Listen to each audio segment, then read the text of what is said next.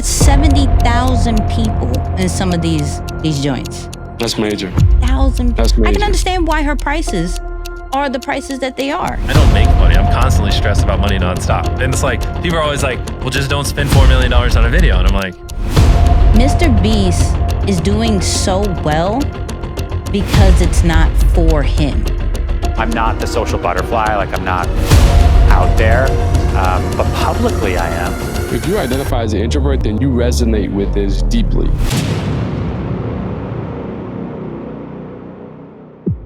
Was poppin'. Welcome, Nicky and Moose. I'm Nicky. That's Moose. What's up, Moose?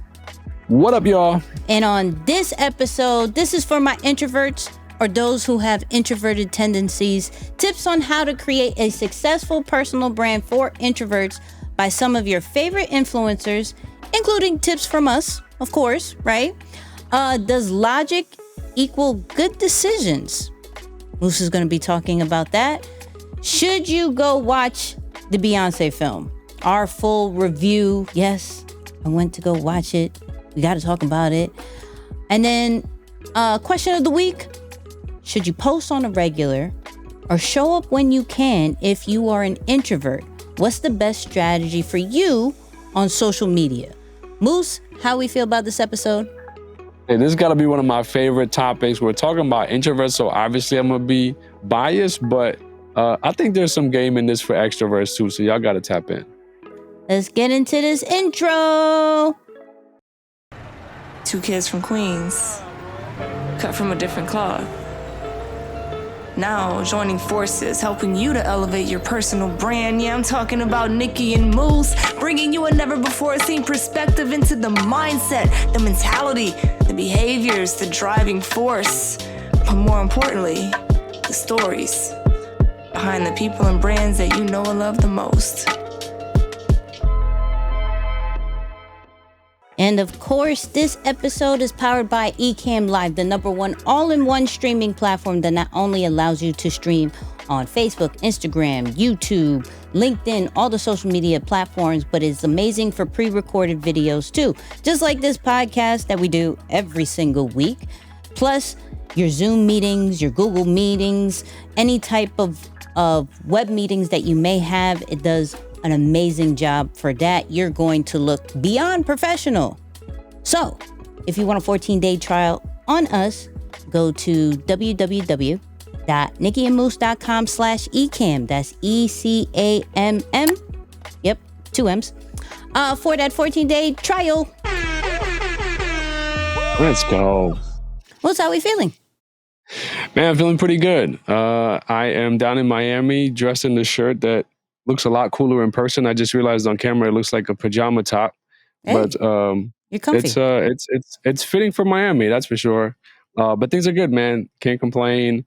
At a conference down here, so that's why I'm away from my normal setup. But it was pretty cool. One of my favorite movies actually that I've watched maybe in the last 2 years is Molly's Game. It was on Netflix for a while. I don't know if you've ever seen it. Definitely check it out if you haven't. But super dope movie. In short, it's about a young lady who was a mobile skier and she wanted to go to the Olympics. She had an accident that eventually took her out of that race, but she started one of the top gambling games, or poker games, I should say, for high net worth individuals, celebrities, politicians, billionaires, tech entrepreneurs. And she ran these games, and the way she got into the industry was really interesting altogether. But I love the movie. There's a psychology element to it because her father's a psychologist, but she was one of the speakers at the conference today as well. So it was cool to see the Hollywood version of the story and then to see her present and talk about what she did from both a business standpoint and just a psychology standpoint as she was building her brand and connecting, with these individuals. So that was dope. So yeah, a lot to that we all, I believe, can take from that. I know for me, one of the things she kept alluding to, because eventually she got into some trouble with the feds towards the end, she just talked about as logical as you think you are, because most humans all feel as though they're logical beings. You're still an emotional person nonetheless. Somewhere, somehow, something's going to happen that eventually makes you emotional. And that's when you're most vulnerable to making bad decisions. So she was saying, hey, I was running this. Everything was legal. I had employees. My company was registered. I was making $4 to $6 million a year running these games. I was doing them once a week. She talked about how, and I'm not giving too many details that would spoil the movie, but she was talking about how she went down to, even to the candles that she would light up in the room, it gave a scent that triggered hope in a person's senses. So she was like, just so many different things that she was focused on. And she was saying at the end of the day, because she was in this game of going to the next thing, that's what eventually put her on a track to make some decisions that brought the whole thing down. She ended up losing a lot of her money because of that. So, yeah, it's just, again, one of those reminders that says, like, as much as we are pursuing our passions, you can still get distracted if you're not focused on your end goal. Like if you're choosing or chasing these illusions of like, man, I want more status, more money, more this, that puts you on a path to eventually almost walk away from why you started this in the beginning. So anyway, cool movie. Check it out. Shout out to Molly Bloom, who I got to see present today as well. So that was dope. Did you meet her? Did you shake her hand? No. It was, like I was sitting in the audience. I didn't officially meet her, but it's like, okay, cool. It's nice to see her. Okay. All right. Yeah. Not bad. Yeah. For me, yeah, I saw the Beyoncé movie. Yeah. I'm gonna state this. I feel like everybody who is building something, brand, business, creative of some way, shape, or form, needs to go watch this movie. Hands down. First, I'll go with a little bit of negative. It was extremely long. I got there like 4:30. I didn't leave till like 7:30. It was extremely long. And I'm not 3 the hours? movie type. Yeah, I'm not the movie type. I stopped going to movies once they regularly made it like 2 hours. I can't do it. Why is something so long? So this, I went in when there was light and I came out when there was dark. Now, granted, it could turn dark in like 5 minutes after 4, but it was extremely long movie. So that's one negative that I have. However, I went to a movie theater that had the Dolby Atmos. Wow. I want them speakers in my house. Okay. Wow. That made a huge difference. But going from a lesson thing where, yes, it was totally formed around the concert, but what Beyoncé did was definitely go more on the documenting the process. One thing that she wanted to make clear was that it took 4 years to do this tour. 4 years. And the reason why it took so long is because she pays attention to every single detail. There was like hundreds of different versions of the stage that we, saw in every city. Hundreds, to the point where each of the pieces that you see on that stage is individual screens. That's not like one big thing. It's like individual going all the way around. She paid attention to everything from the lights and when she would start singing, when the lights would hit her, when everything would turn off, what other light would go to a different place. Everything from the lenses. She's like, yo, can we have a wider lens? Like, I know this is a fisheye, but can we do a wider lens? Okay, we can do a 6mm. Like, she was extremely involved in everything. The thing that, and I was talking to my community about this, the thing I now wonder as like a brand and as a leader, we hear a lot, and I want to have this conversation with you, where we hear a lot of, stay in your genius and then get everybody else around you who could do that. But when we see certain people and who are on that great status, like Beyoncé is literally one of the living legends. I don't want to hear anybody say anything different, right? And she is so involved. Everyone on her team will be like, she is one of the most hands-on people ever. Yet there's some of us that are just like, oh, I don't even touch that. You got to ask this person. Or I'm not really sure. We have a whole team that does that. I actually have the question of what is right and what is wrong. Do you have to be that involved in order to get to Beyonce status, right?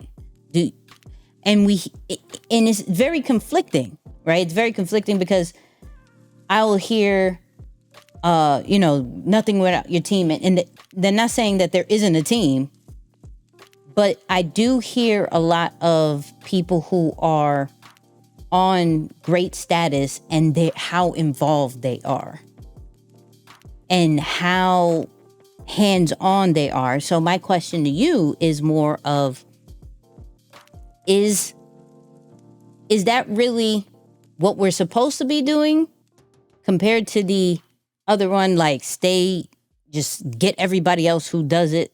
Like, what's your thoughts? The leader for sure is so involved primarily from a visionary standpoint. And I think their involvement beyond just simply saying, hey, this is where we're going or this is where we want, is to simply maintain the standard, right? It's with the vision comes a standard. And if you just plant the vision or communicate the vision and you run, people may or may not deliver on that. But I don't know that it will match what you want exactly. So I think for one, the involvement primarily is that. Now, I do know this to be true is that the internet has completely undersold or misled people to believe how much work goes into that level of success. I think that it's primarily communicated that the reality of success is that you make a lot of money and you sit on the beach all day and you do nothing, which is not necessarily true. I think there's a level of, just from not beyond being involved, just how much challenges or fires you put out on a regular basis. There are some situations where, yes, the team now starts to elevate with you because they have some level of ownership. They have some level of maybe even part in the vision that they feel by helping this person get to where they want to go, I too actually get to my vision in the process. So I want to be as equally as involved. I want to be as equally as yoked, right? So in that case, it's usually almost a blessing. And I think it also depends on the leader, because sometimes leaders are like, whoa, okay, you're too involved. You're getting on my nerves. Like, I need you to back off a little bit. So, it depends on the person, but for sure, I think from a vision and a standard person primarily, perspective, I should say, primarily, that's what the cause of the involvement to that much. Now, I don't know if it varies from a creative standpoint. Maybe you could talk about that. Like, if the concept is more creative than it is, let's just call it operational or fundamental from a business standpoint, maybe you don't need to be as involved in the monotony of it. What she does is creative. Well, that's what I mean, because I was going to say to you, like, maybe in creative endeavors, the leader has to be more involved because it's something that you see and you feel, and you need to be involved to really choreograph how it comes together.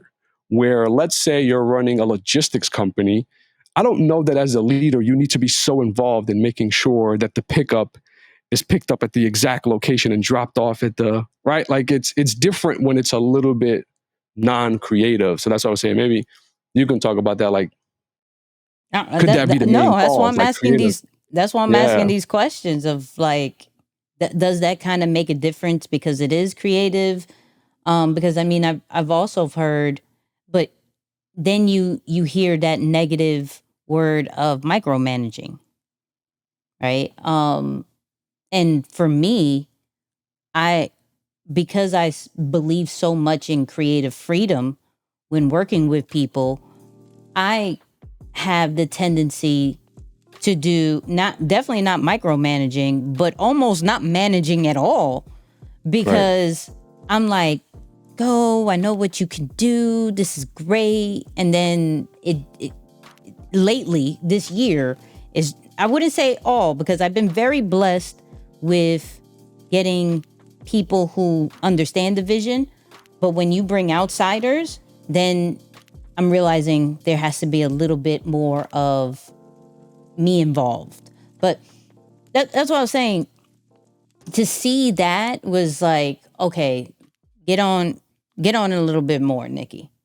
Like, if you really have this vision, and I think this was a good thing to see, where if you do have this vision and you are not making sure it is executed exactly in the way that you have, like you have it in your head, you're doing only a disservice for yourselves. Like, it was like you would see her extremely tired, but how it paid off in every single show was worth it to her, right? And clearly to the audience. Another thing that was beautiful to see was how inclusive Beyonce's tour is and her staff. So what we learned in an episode with Jabari was the importance of showing more of the audience than necessarily like yourself or the main people of that particular event. Now, granted, this is Beyonce. We want to see Beyonce. We do want to see the audience, but we really just want to see Beyonce and the whole situation. However, her team did an amazing job of showcasing every ethnicity, every person from different backgrounds, different languages, different sexuality, different vibes, different swag.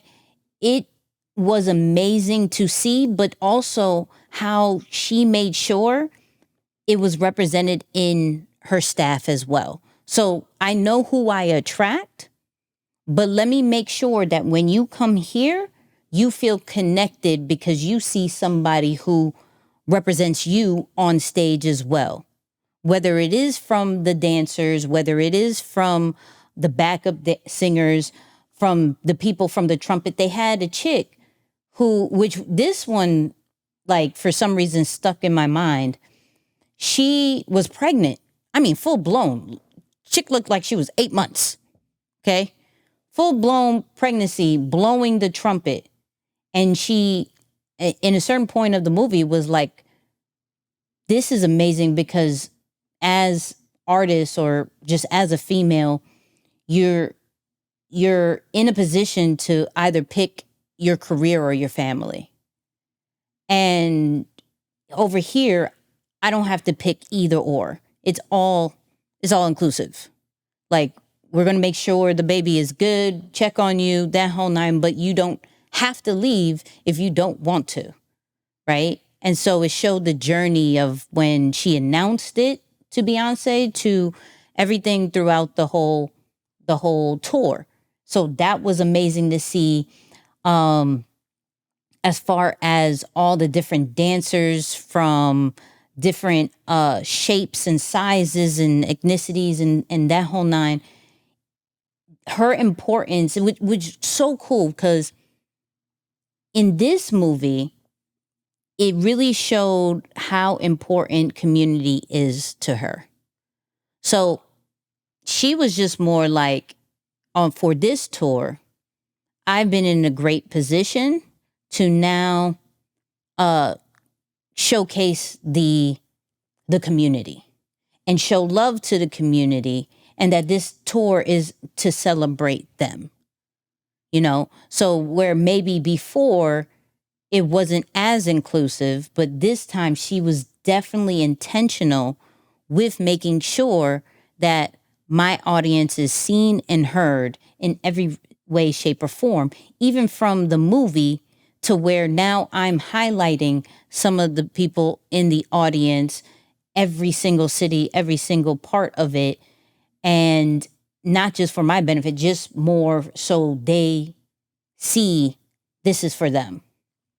So the how community focused this tour is like you only look at that like, okay, this is the status of community that you want, because she was like, now I can highlight certain legends that you wouldn't know of. So for example, oh man, I wish I knew my man's name, but there's this voice that when you go into the underground scene of voguing that you know of. And she made sure that on this tour, you heard it throughout. He was part of it, brought him in rehearsals.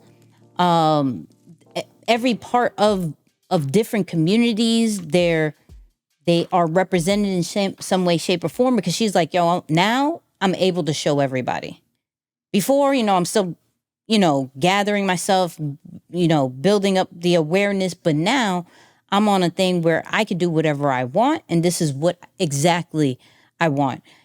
It goes, I was talking about this where I feel like every artist does this.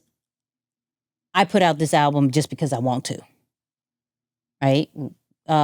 Drake did Honestly Nevermind. J. Cole did one that no one liked. I forgot what that was called, but he did it.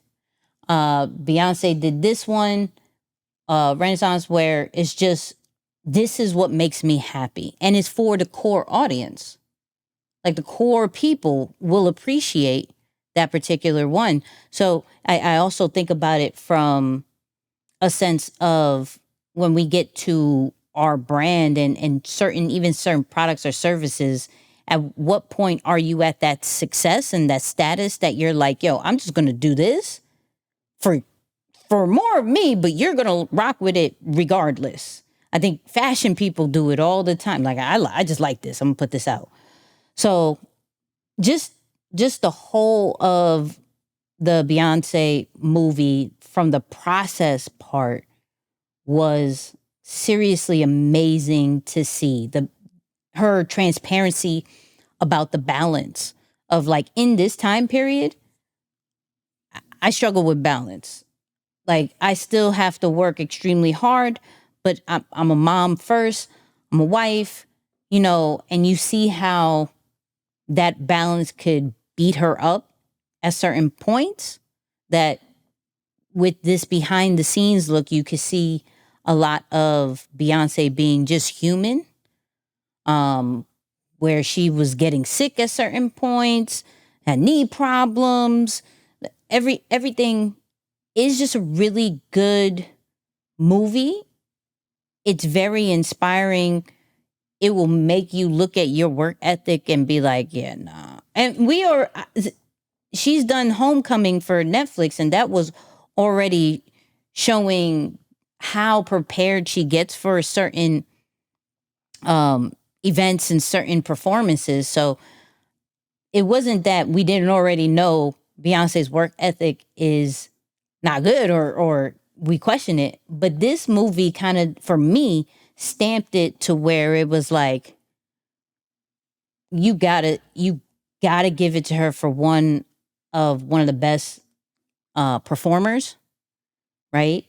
One of the best as far as audience experience, where each and every single tour just it just ups and ups and ups each and every single solitary time. Like, that production is how she broke down lighting. like how less is more and being so specific with which lights actually turn on is so crazy. So crazy. And that, of course, I now understand, like she bought 3 stages. 3. Not 1. She bought 1 for when she, clearly she's performing. 2 is also, are traveling, going to the next stadium. So there's no real true hiccups when she gets there. That, I'm like, oh, I'm not spending enough. I'm not spending enough. Like, Yeah.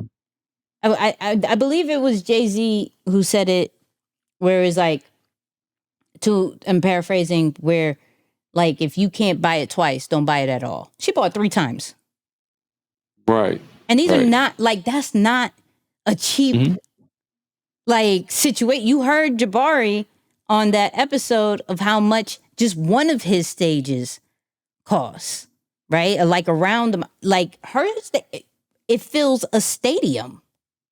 She had 70,000 people in some of these joints. That's major. That's major. I can understand why her prices are the prices that they are. I can understand it.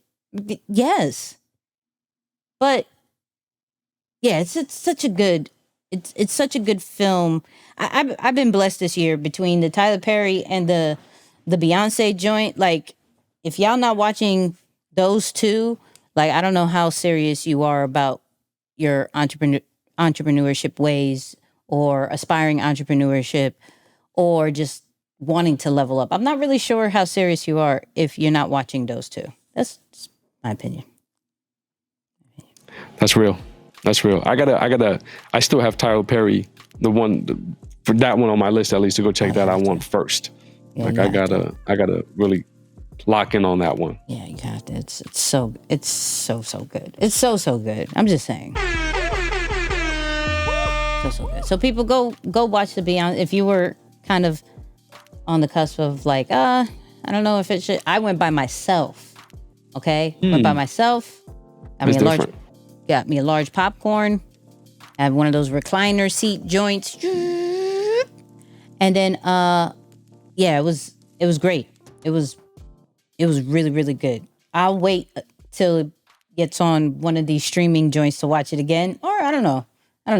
We'll see what happens. I can't say I won't see it again in the movies, but because that Dolby Atmos, God, that made a difference.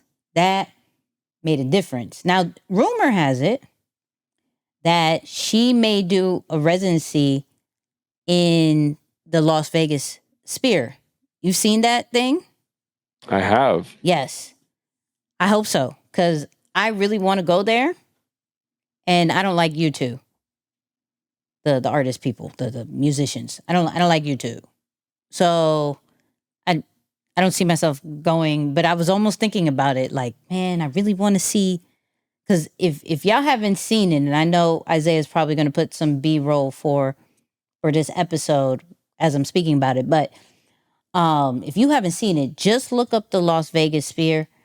It is amazing. It looks amazing outside and inside. And so the performance, if Beyonce was to do that, but I'm hearing her team wants like 10 mil or something like that. I'm like, gotta come with it. I know it's very immersive. Yeah. I'm not mad at it, but yeah, go check it out. It's fire. But let's get into the creator of the week. And this is a funny one. Goes by the name, or the username of Sammy Solo _. Okay. He does funny skits like New Yorkers be like, and Dominicans be like, and Boricuas be like. It's hilarious. I think Moose would really enjoy these skits. So we got one. Do you need help? Now put it all together. You good? Oh, that actually kind of makes sense. All right, how about do we have a problem? Have a problem. Now put it all together. You good? Wait, but that's the same as... Right, well, what if someone tells you thank you when you want to say you're welcome? You good? What if you want someone to stop what they're doing? You good? What if you just want to say hi, how are you to somebody? You good?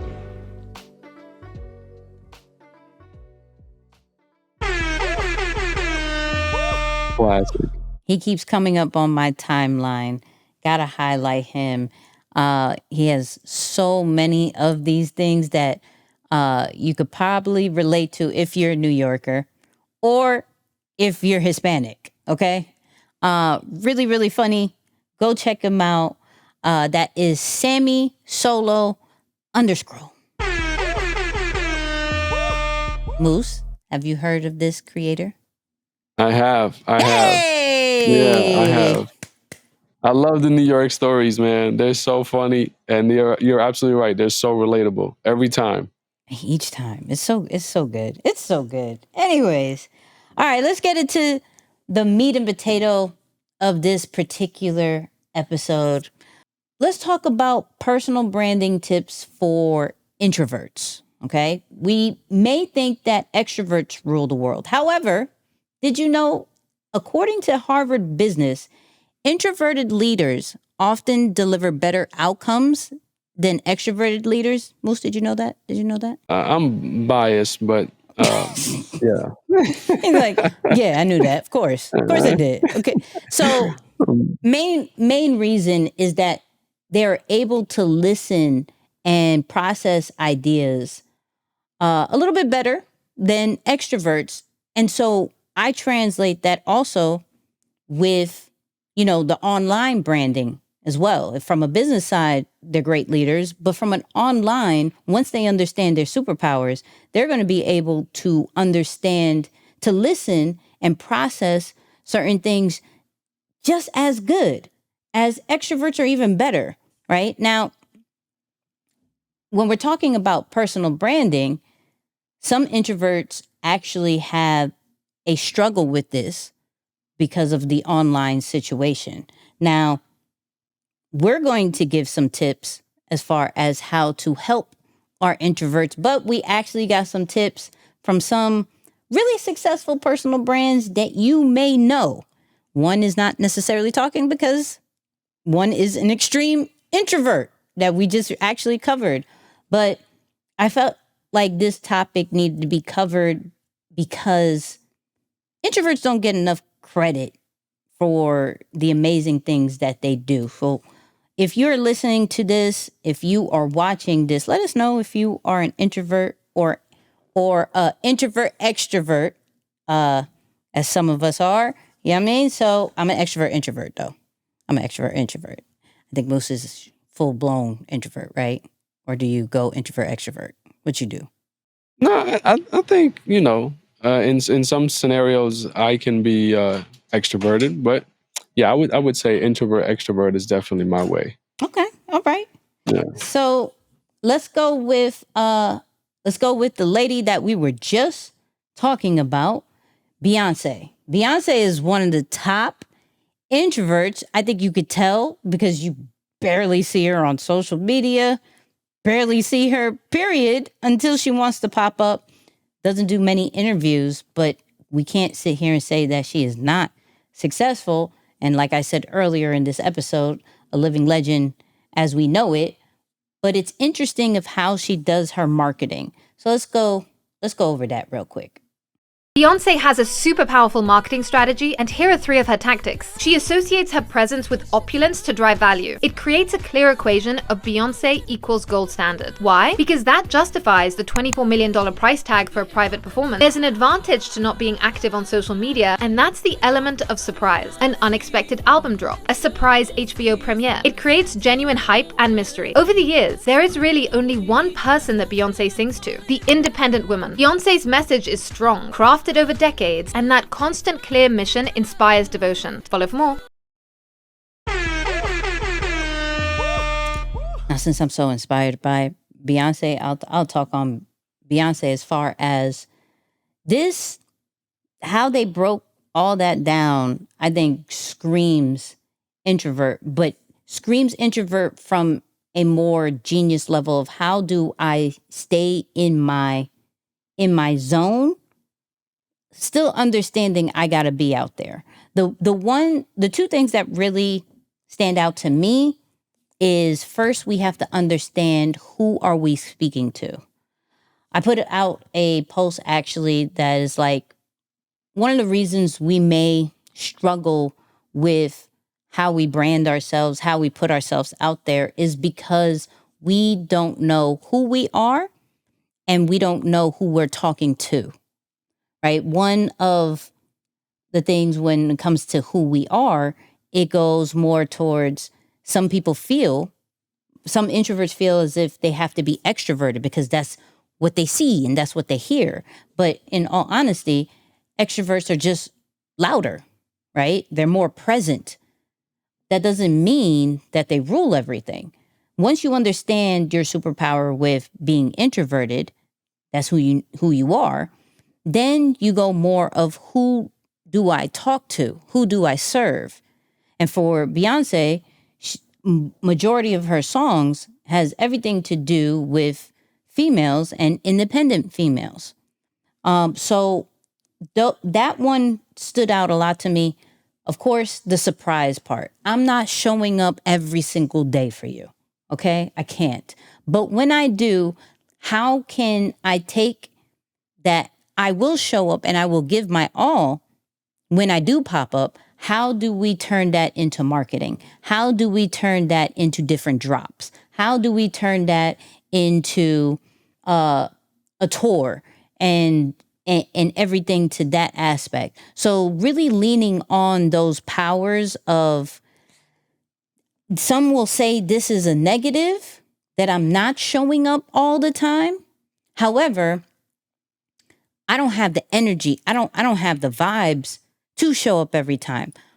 But when I do, I'm going to do everything that I can to know that the presence is there and that you are seen and heard and that you are going to get something amazing because you waited. And that's what Beyoncé does very well, is using her introverted side to create a powerful brand. So that's the Beyoncé one. Shout out to Disco Digital from TikTok, who actually did that one.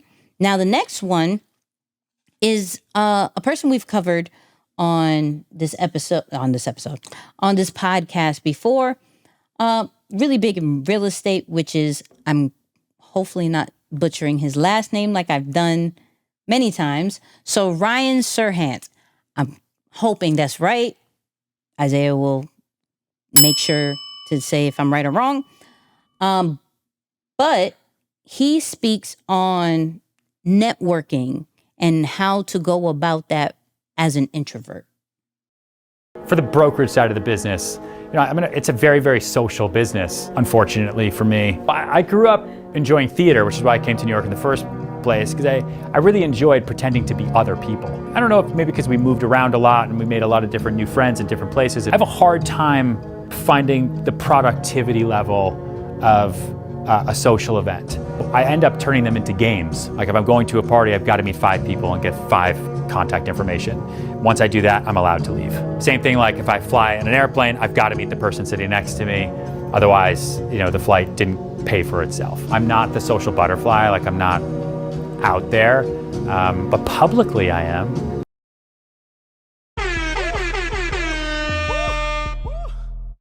This is so incredibly effective for introverts, and I hope they really realized how true, first off, this is. If you identify as an introvert, then you resonate with this deeply, because when he says that social gatherings seem like unproductive time, it's probably one of the most truest things, at least to me, that I say, oh, absolutely, because I can imagine definitely myself and other introverts being in conversation like, but what are we talking about? Really? Like, what's the point of this conversation, Facts. right? You in a social gathering where you feel like there's really no agenda to this, you may or may not be necessarily interested in it.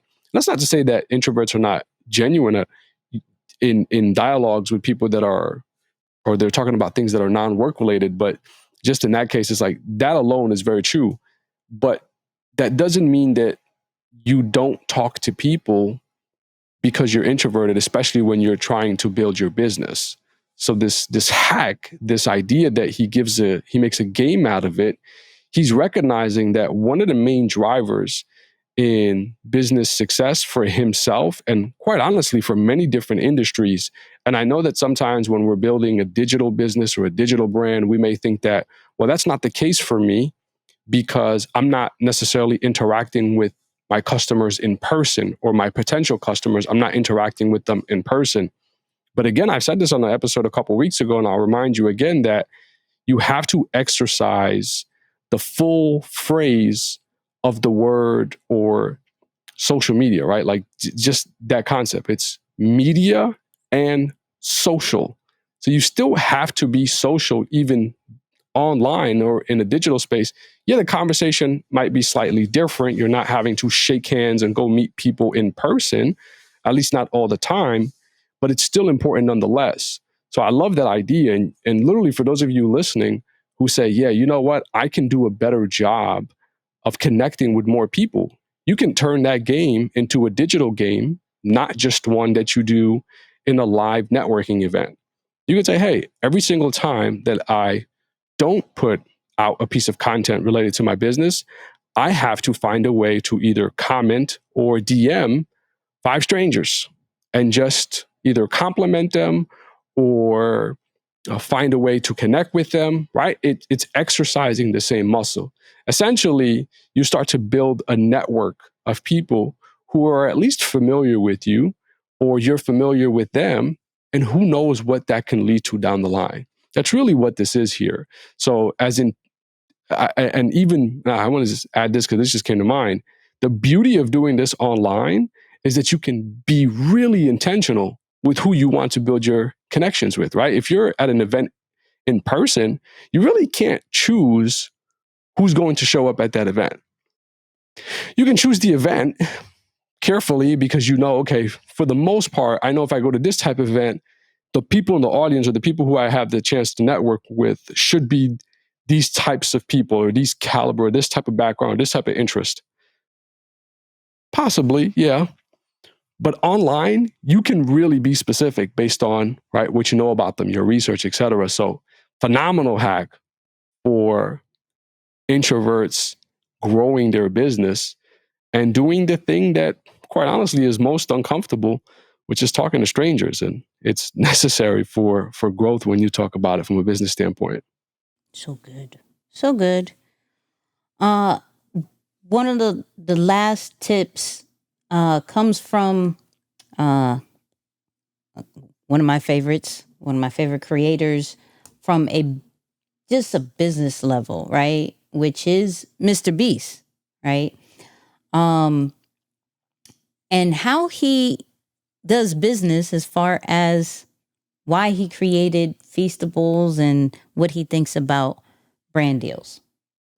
Yeah, it's makes more and more sense for me to just build companies that I own because, I know, if I promote something that it converts and it actually leads to real sales. And so ideally one day I don't have to do brand deals anymore. I don't like having to promote other companies, but I also like making the best videos possible. Right. And my videos don't make money. Yeah. Even when I do a brand deal on a video, I still lose money. I lose over $1 million a video and I have to supplement it through gaming or reacts or through other means. Yeah. And it's I don't make money. I'm constantly stressed about money nonstop. And it's people are always well, just don't spend $4 million on a video. And I'm why would I not do that? Yeah. And they're well, because it's stressful. And if maybe if you spent 2.5, you'd be fine. I'm yeah, but then I don't get to do what I want to do.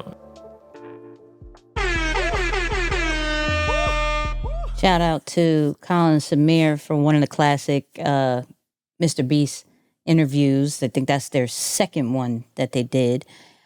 And there's 2 things that pops out with that particular one, where, of course, when it comes to introverts, working with people we may not know or stand for or disagree with sometimes in totality isn't the most ideal, right? Isn't the most ideal. Plus, as far as creative freedom, we want to do certain things our own way.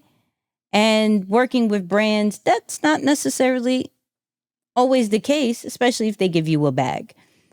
I like what Mr. Beast has done with his brand as far as I still want to do this. And so I'm going to create a business to be able to do this. I can rely on brand deals, but in that interview, he said, you know what? They can't actually afford me. I get pretty much the same views as the Super Bowl. You gonna have to pay for that. It costs millions of dollars to do these types of videos. You're gonna have to pay for that.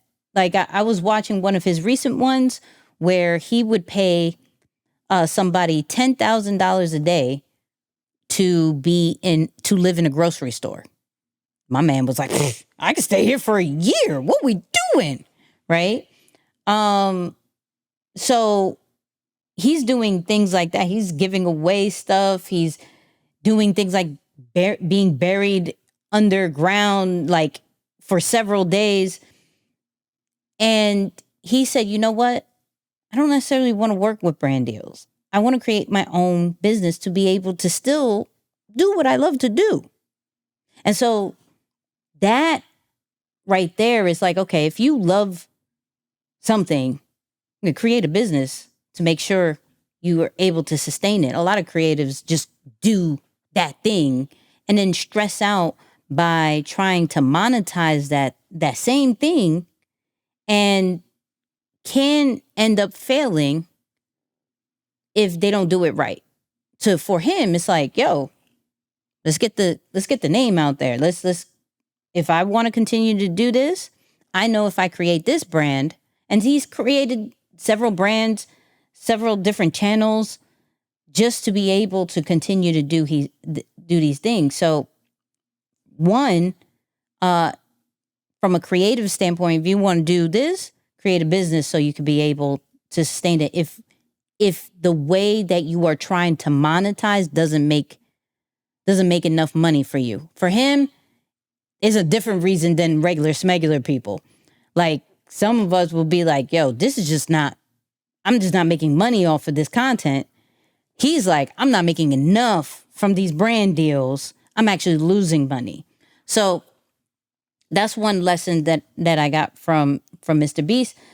The second one is just being allowed to not let money be the reason why you don't do something, right? Goes along with the first one, but I love how people will say, hey, no, just maybe instead of spending $1 million, maybe spend $500,000 on it. It's like, yo, but I won't be able to do what I want to do, which for me, almost, I don't know if he has brothers and sisters. That sounds more like an only child thing than necessarily introvert. So maybe this is why I really love that part.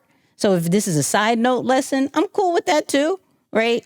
But the fact that he's like, no, I'm not going to listen to you. I'm going to do what I want to do. I want to give away a lot of money. I want to continue to help so many people. He's done wells in Africa, which people gave him so much crap for, which I don't understand. He helped people become unblind.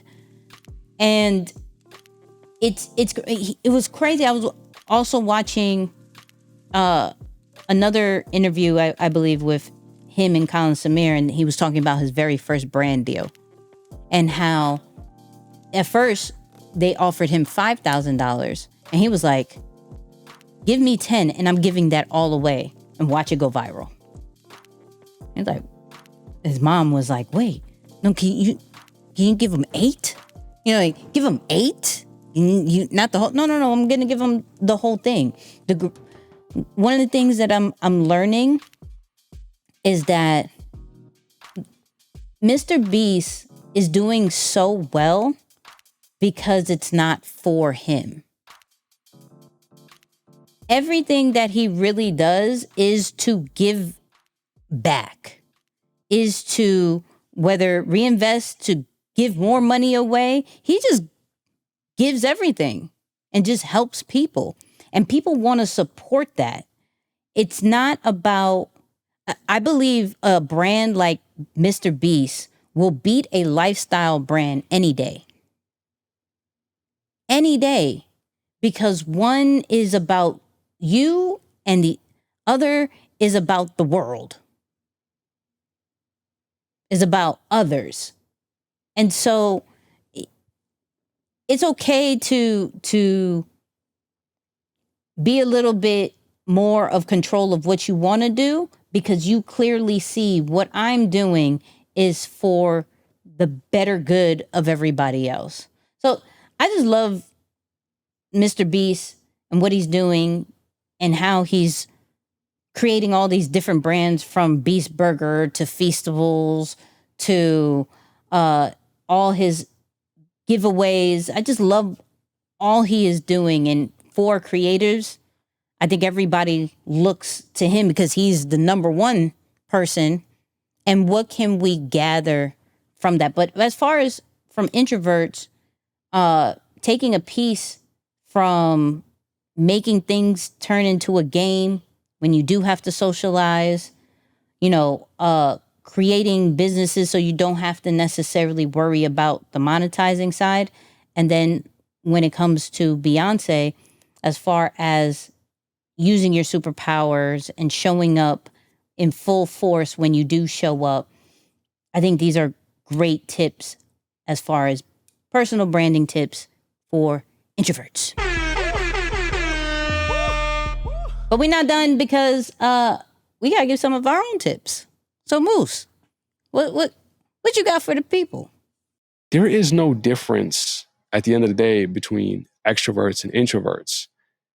The main thing is that those who are successful are just comfortable with what they have. And so they don't try to make up for it by trying to be like the other person, and saying, oh, well, I'm not extroverted enough, so I have to try and be more of that to make up for it. And that's going to help me bridge the gap to the level of success that I want to achieve. It's more of, no, I'm just going to be more genuine to the style that I naturally am and believe it. It's not there isn't like this hidden secret that we think that we're missing to get to that next level, right? Like I said, the beginning and then that skill element. So it may sound like a relatively simple concept, but at the end of the day, it's very fundamental. It's like it's in your foundation. So no matter what you do with either of these tips, if you're still working out of the mindset of, but I have to be more like the other. Well, every single time you're going into one of these strategies with that mentality, you're going to get the wrong outcome. It's like you're trying to do the right thing, but you're doing it the wrong way. And that's why it doesn't work out. So my main thing that I've learned to succeed in business or whatever as an introvert, it's stop thinking that there's something missing that only select people in the world have. It's more of just being genuine with the things that you have. All right. So another example comes to mind is like, oh, I'm too nice. So because I'm too nice, I have to be overly aggressive because that's the only way. It's like, those are the people who are usually really successful. It's like, no, just be genuine with boundaries. I think that's a nice way to be who you are without trying to pretend, like you're the other kind of person. So more of that. And I think as if this resonates with you, man, just sit down and think about it. I bet there's a couple different ways in which you can apply this piece here, just so that from a fundamental standpoint, you're not having to bounce back and forth and essentially run away from who you really are. So that's definitely one of the ones that come to mind. That's good. I like that. That's really good. For me, one of the tips that I have, and it's going to be from a creative way, is understand that it's just you and the camera. One of the biggest things that I hear from introverts is that they're camera shy, and that one of the main reasons that they don't like putting out content and putting themselves out online is because they are more of a behind the scenes person. And so being front face and doing it from pressing record or going live can really give them some type of anxiety and just not the vibe that they want. And where we just have to remember there's no real audience. It's just you and the phone. If you're using the phone to make a video, you and the lens, if you're actually using a camera, and that is it. I feel the most comfortable doing videos because I know I can turn it off. Right? One of the things that I loved about the pandemic, though it had, of course, its negative situations, was I could show up on live. There's groups of people, talk to them all day, and then I could cut it off. Whereas if it was a live event, people are staggering, they're waiting, they want to talk to you. And that takes a lot of energy.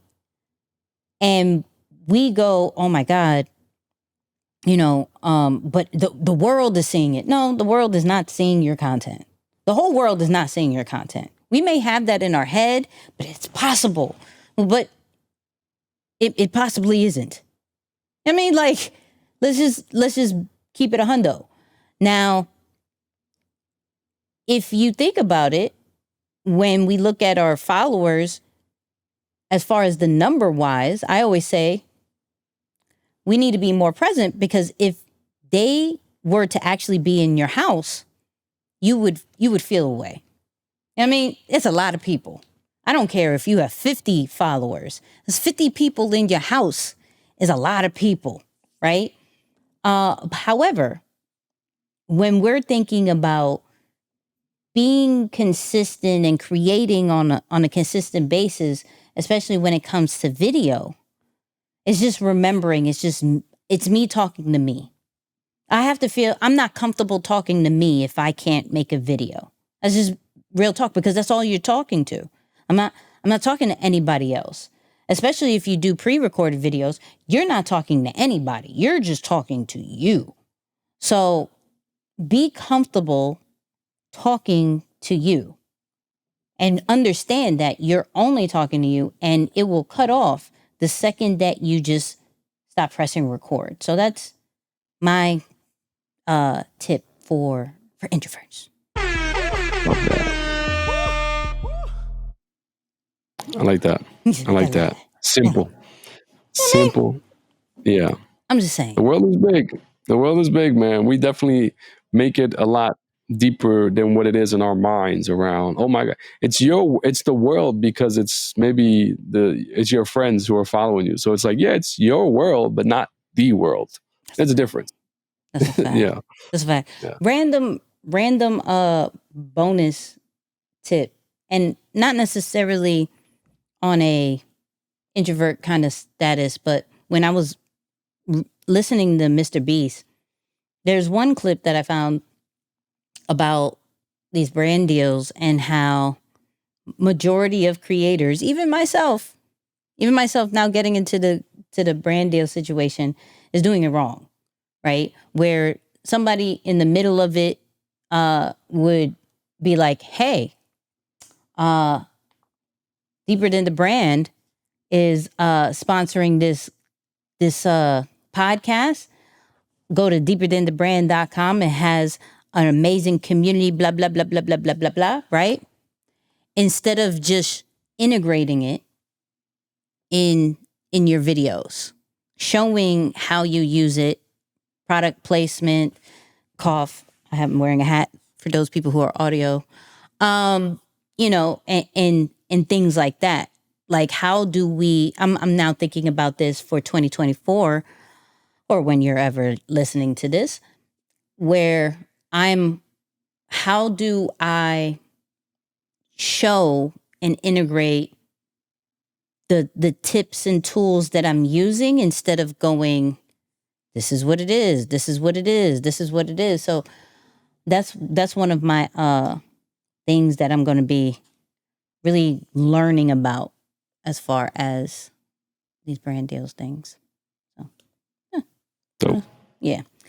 But let's get to the question of the week,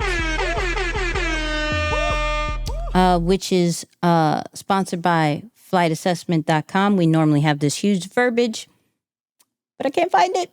So flightassessment.com. You already know It's a the mystery vibes. today. Yeah, I It's a mean, mystery. Yeah, it's a mystery.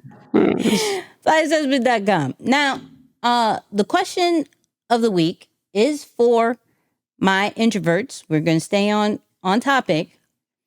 Regular posting versus intermediate. Okay, whatever. That word, deep dives. Would it be more effective for introverts to maintain a regular, consistent posting schedule or do intermittent deep dives into topics? Moose, what you got? It's going to vary a little bit, right? And I start by saying that just because there are some introverts who are particularly gifted at one form of medium. Sometimes it is video, surprisingly. Other times it's writing or let's say audio because of the podcasting. So for those types of people who just have had more reps in content creation as a whole, it's easier for them to do the consistent content format or schedule. They're just seasoned in the game. They know how to do that. But I think for those of you just starting, you really benefit way more from now you got me questioning how to say the word, but that word, the intermediate. Yeah, intermittent fasting, I guess is what comes to mind. But it's that concept. Why? Because one of the biggest hurdles that you have to overcome in the beginning of your, call it content, branding, or even marketing journey as an introvert is consistency. You just feel like you don't have enough to say, or you've already talked about it, or you've exhausted all that you can say on a particular topic. And the only way to overcome those challenges is by getting in more reps. So this idea of not setting up yourself for failure by simply saying, I'm going to post every single day for the next 397 days. Mm-hmm. Well, if you have not had experience doing that, it may be a challenge. Now, I'm not trying to demotivate you and say, don't go for that. But I do believe that in the beginning, especially, it is much easier. It is more in line with your natural workflow or even thought process as an introvert to dive deeper into a topic, research, pull out all the pieces that you feel really make sense for you, and plan your content, your mini series for a set number of days, record it, do what you got to do. But of course, you have to execute here, right? You actually have to post it. You can't just be in research mode forever. I'm talking to a younger version of myself, I guess, to some extent. Mm-hmm. But you have to post it. But doing that, it now creates a system for you. It creates a routine that you can become more comfortable with. And we have to be honest, as introverts, we do like that to some extent. As long as it's progressive and it's still fun and innovative and we're learning along the way, it's pretty cool. So for me, I will highly suggest, especially for those just starting, that the intermittent content flow would be more beneficial because you can do a lot of what you're naturally wired to do within that cycle. And then, of course, at any moment or once the moment comes that you feel like you've really mastered, you can graduate to that more consistent cycle. And there are a lot of indicators that will tell you when that is, right? Everything from engagement increase to just even your own ability or desire to want to say more on a particular topic. Like I've noticed, especially in the last 2 weeks, questions that I receive, I am being so long-winded with my answers. Like uncommonly long-winded with my answers. Like I have so much to say. I think a lot of it has to do with the podcast for sure, where you just feel like, okay, yes, I agree. Is that no longer fills up or is no longer sufficient to just conversation. It's like, no, you have more to say. So I think that puts you in a space to say, okay, I do want more opportunities or places to be able to create more content or to share more of what I have to say. And that usually is because you've now just gathered so much information and experience on a given topic that you will naturally have more to say about it. So that's my thought process on this one. So intermittent to graduate. Correct. Okay. Yeah, graduate to consistent. Yeah. Okay.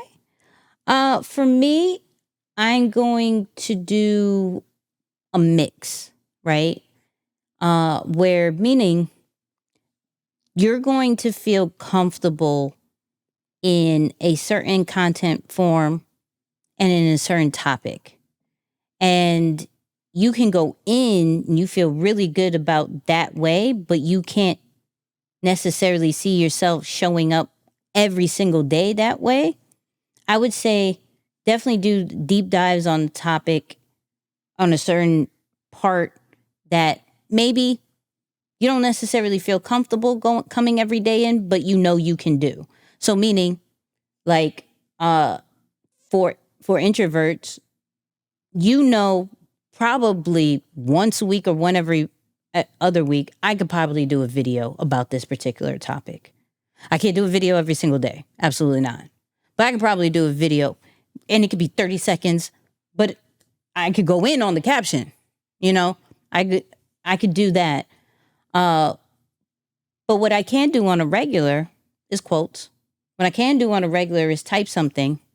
So the things that you can do on a regular, do that on a regular. And make sure that you at least get better 1% each time. So then when you do go in on the piece of content that you know you probably need, but you can't necessarily do that on a regular basis, figure out what is that deep dive going to be and show up crazy with your presence on that particular one. So the regular posting is going to be reps in your comfortable zone, in your comfort zone, which is still going to add value to people, which is still going to increase your skill level as far as communication and as far as presence when it comes to your social media status.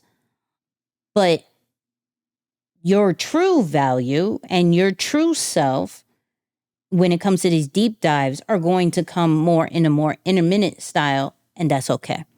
So I would say a combination of both, I think would be good. Yeah. Do you would you recommend someone going only with the consistency just to get all the bad reps out of them? What do you mean? So there was a time where I think in the beginning of my time online, or just creating content in general, I was so restricted with what I posted because I thought it would be the best of what I had or the best that I would ever create. Mm-hmm. Looking back on it 7 years later, it is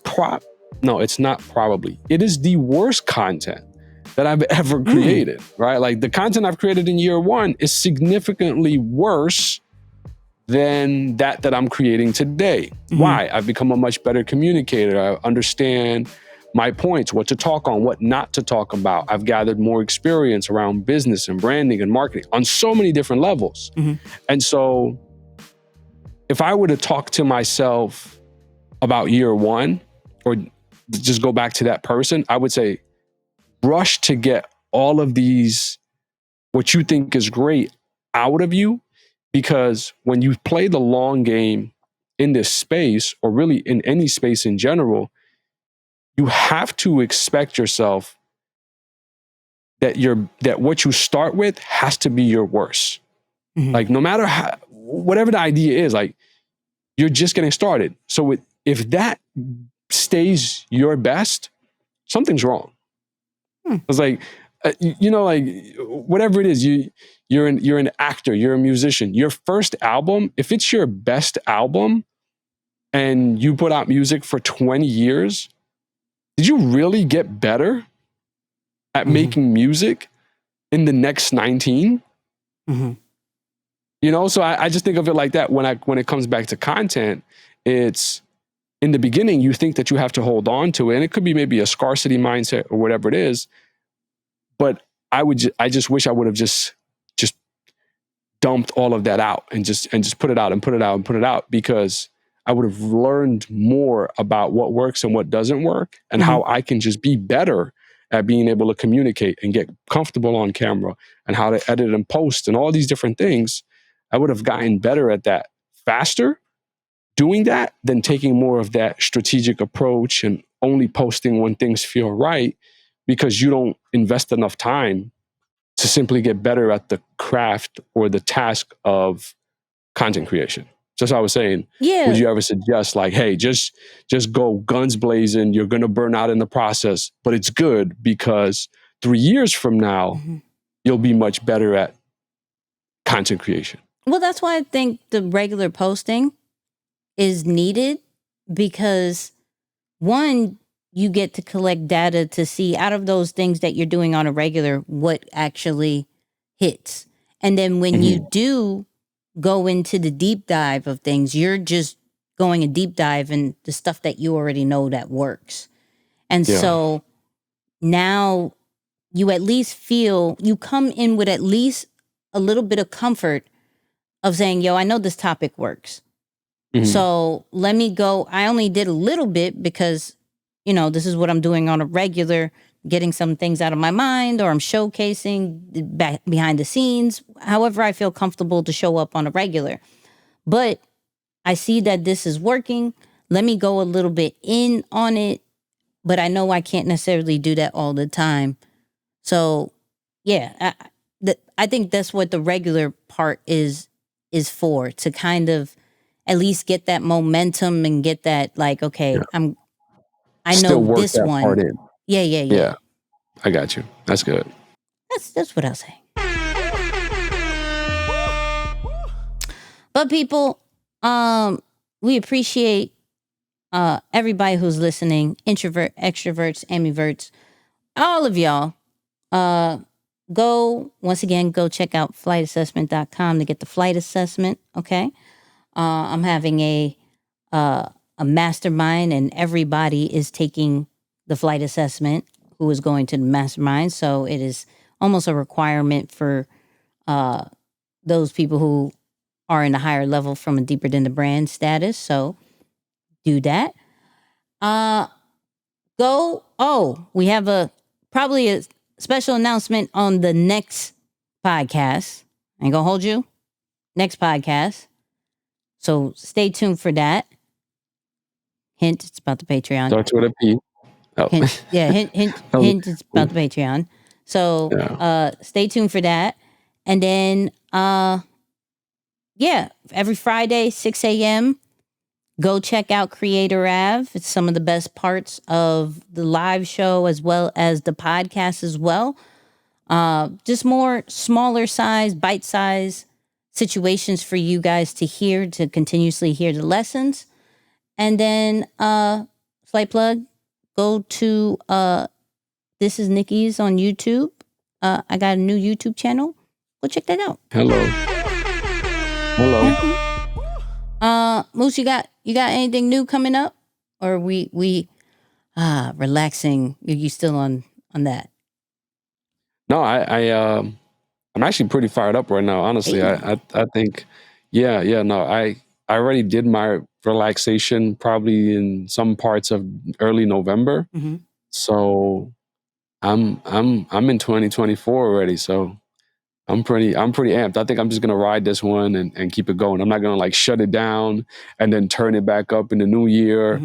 I might lose so much momentum. So now we're pretty amped up. So we're just gonna go guns blazing in that direction. I like that. So go share this podcast with everybody. And Moose, final words. Yeah, I heard this today, man. It said that, especially for people who struggle with fear, it only takes 20 seconds of courage to overcome fear.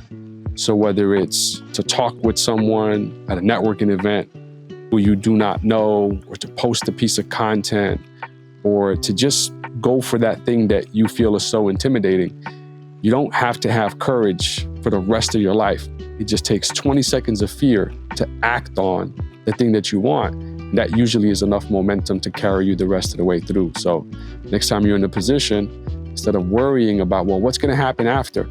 Just worry about the first 20 seconds. Let the rest take care of itself.